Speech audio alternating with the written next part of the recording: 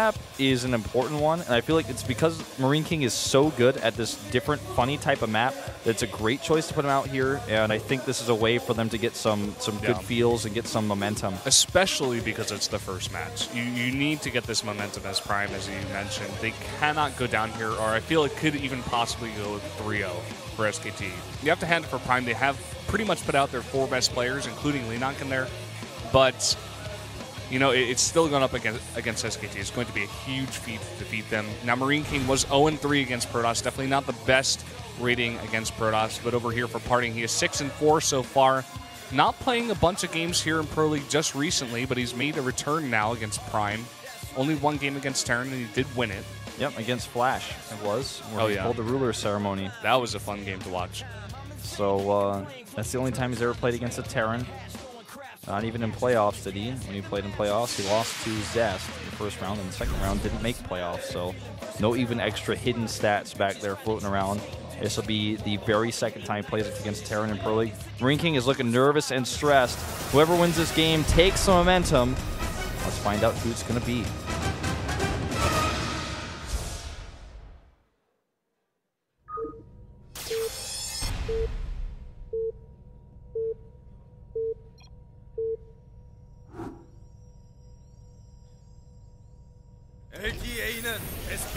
Wow, does it?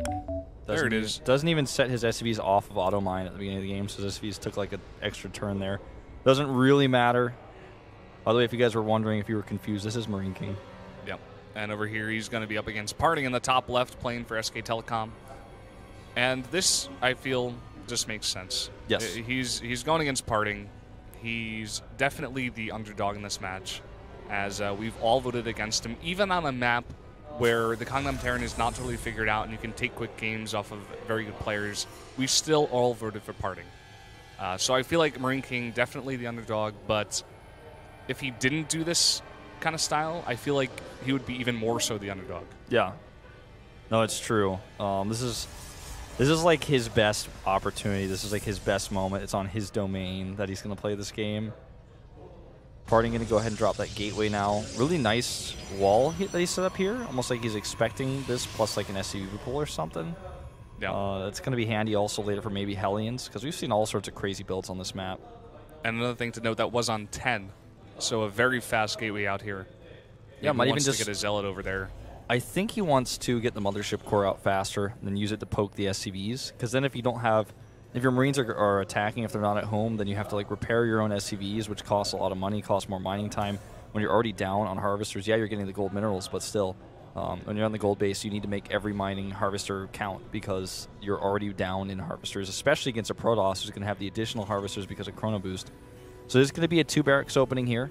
Going to be using his first few minerals for that specifically. Yep. Cybercore does get put down. And this SCV is going to be sent out right now for the scout. He wants to know exactly what he's up against, what PartinG went for. Seeing the gateway out here pretty fast and seeing the timing on the Cybernetics core, he should, you know, realize the fact that it's a 10 gateway, that it's a bit of a faster gateway here. Maybe be a bit alarmed, and we'll have to go through the possibilities that PartinG could use thanks to that in his mind. Yeah, I mean it's really possible that. You know, he just skips a Zealot, goes into fast Mothership Core, there it is. Chronoing it out, meaning the first Marines that are coming are not going to have, you know, a free reign. He is bunkering right now, the natural, which is going to be pretty annoying. Since there's nothing to spot for that, I think that will, in fact, go up. And then the Marines are going to be in it denying a Nexus, but they're not going to be at home. And a Mothership Core can actually deal with 1 or 2 Marines by themselves over here, so you might kill those and then maybe try to kill a Harvester before he goes home.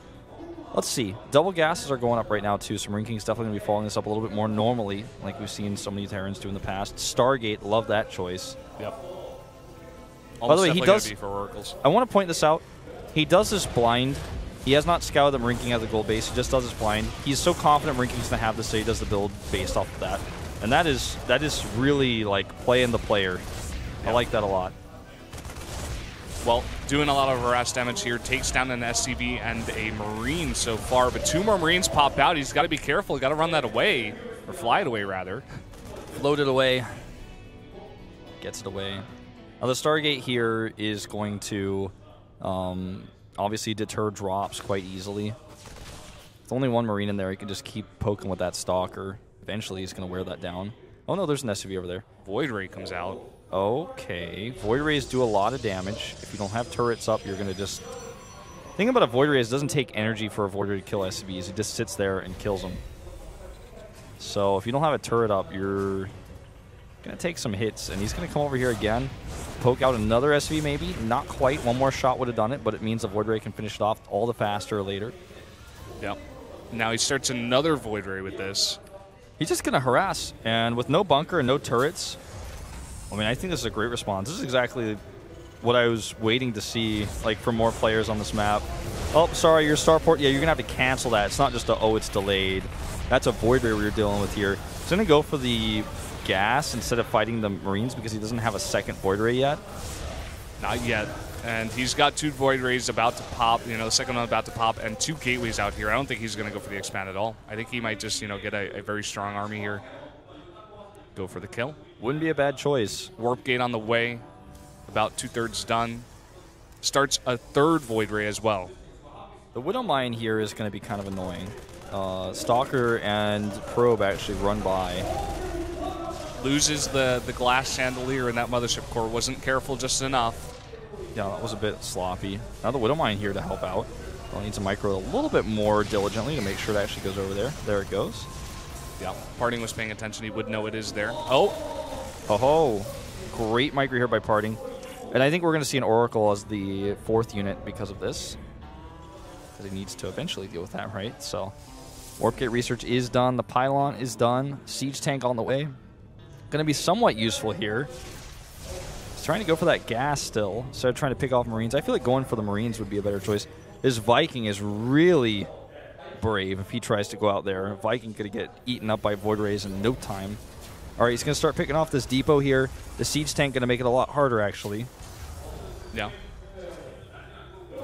Very nice position on that. He is going to have that, and he's actually going to focus it down with the Void Ray before the repair goes down, and that Siege Tank is gone.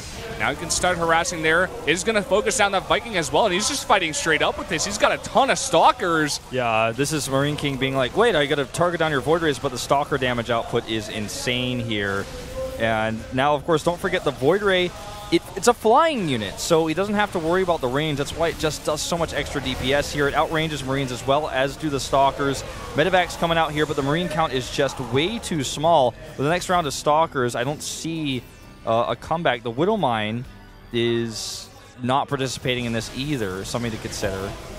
Yeah, and one got focused down there before as well. And yeah, that's what I mean. Like, he's just not over there helping, and I mean, he's dead. There's no Widow Mine left. Yeah, and now he's going to start attacking from the low ground. This is abusing this. You know, if you put your base here, you can be attacked by Stalkers as long as the Protoss has vision.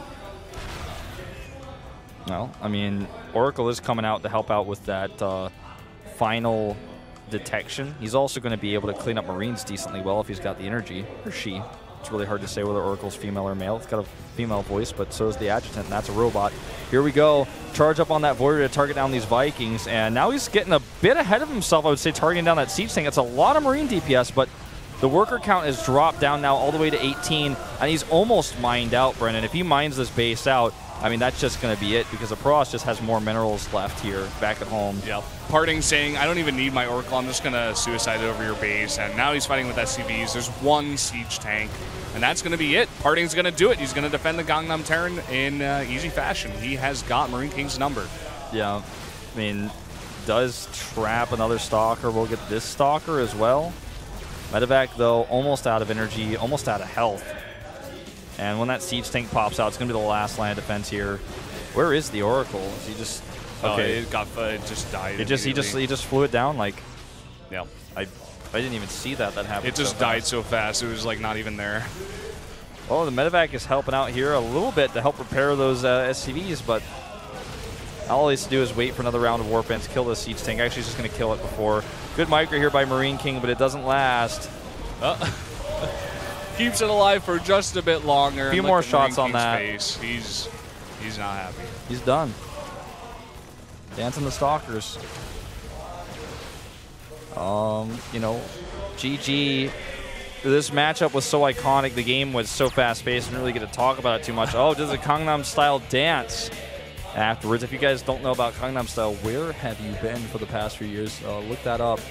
But, you know, back in, I think it was 2012 GSTL Finals in Las Vegas, you know, PartinG versus MarineKing, a very famous match where there was a disconnect, and PartinG, by a lot of people's opinions, had the game won. The game was regamed and MarineKing won it, and a lot of people said that actually would cost StarTale later on the entire match, the entire finals.